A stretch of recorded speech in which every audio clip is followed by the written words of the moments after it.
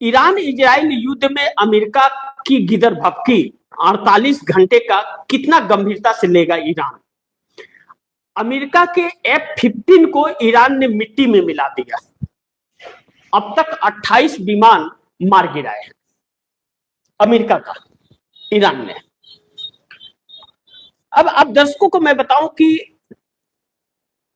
इस वक्त जो हालात इस युद्ध के हैं, एक बात अपने जहन में आप लोग बिठा लीजिए कि यह युद्ध अब रुकने वाला नहीं है। अब परमाणु तक यह युद्ध पहुंच रहा है। अब खाड़ी का, समुद्र का बात ही नहीं है, तेल और गैस से ऊपर यह युद्ध चला गया, वह पीछे छूट गया है। वह तो इम्पॉसिबल है कि किसी की शिप निकल जाए, अब नहीं निकलेगी।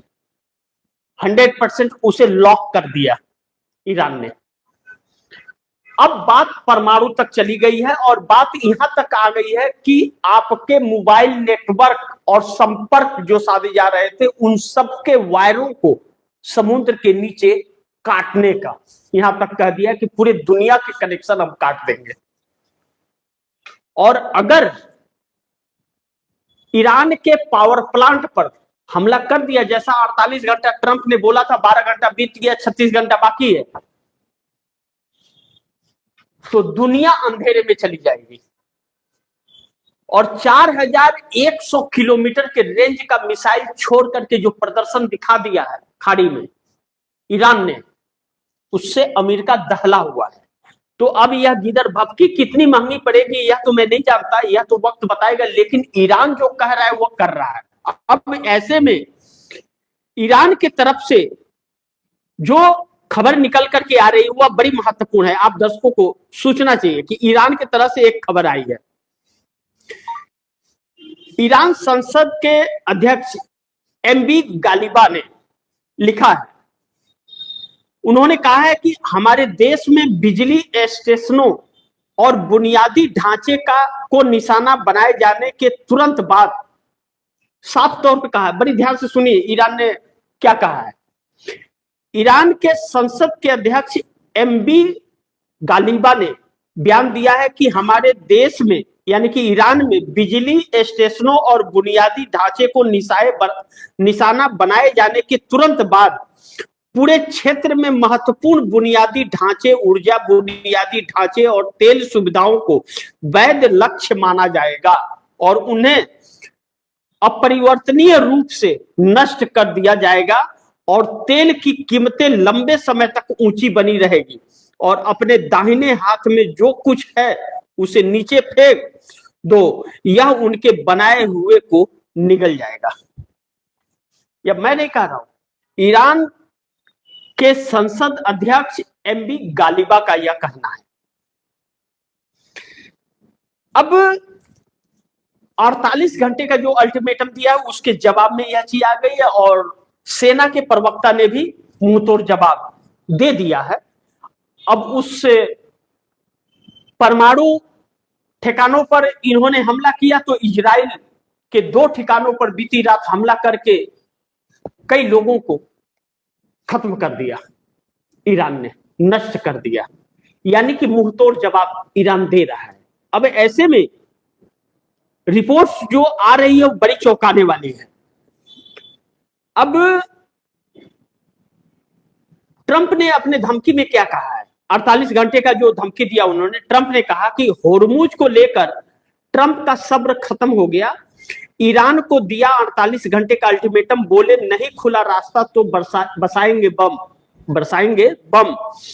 ट्रंप ने ईरान को 48 घंटे का अल्टीमेटम दिया, कहा अगर होर्मुज स्ट्रेट नहीं खोला गया तो अमेरिका ईरान के पावर प्लांट पर हमला करेगा। यह धमकी इजराइल ईरान तनाव के बीच दी गई है। अब इसे द हिंदुस्तान किस तरह से पेश किया अपनी रिपोर्ट में? द हिंदुस्तान कहता है कि भड़केगा ईरान, शब्दों पर गौर कीजिए, भड़केगा ईरान, ब्रिटेन ने अरब सागर में तैनात कर दी घातक पनडुब्बी, टॉम हॉक मिसाइलों से है लैस। ब्रिटेन का यह कदम ऐसे समय में आया है जब ईरान द्वारा होर्मुज जल डमरू मध्य की नाकेबंदी की कोशिश के कारण वैश्विक ऊर्जा और कच्चे तेल की आपूर्ति संकट में पड़ गई है। अब ऐसे में सिर्फ तेल के सप्लाई और गैस की सप्लाई नहीं रुके हुए, बात वही तक नहीं है, बात मेडिसिन तक भी पहुंची हुई है। मेडिसिन को लेकर के एक रिपोर्ट पेश हुई है नरेंद्र मोदी के सामने। उस रिपोर्ट में यह कहा जा रहा है, जो बड़ी महत्वपूर्ण है, कि नरेंद्र मोदी अब इससे क्या संज्ञान लेंगे यह तो वक्त बताएगा, लेकिन बड़ी महत्वपूर्ण बिंदु यह है कि इसमें एक रिपोर्ट में आप दर्शकों को दिखाने जा रहा हूं कि दुनिया में क्या फर्क पड़ने वाला है।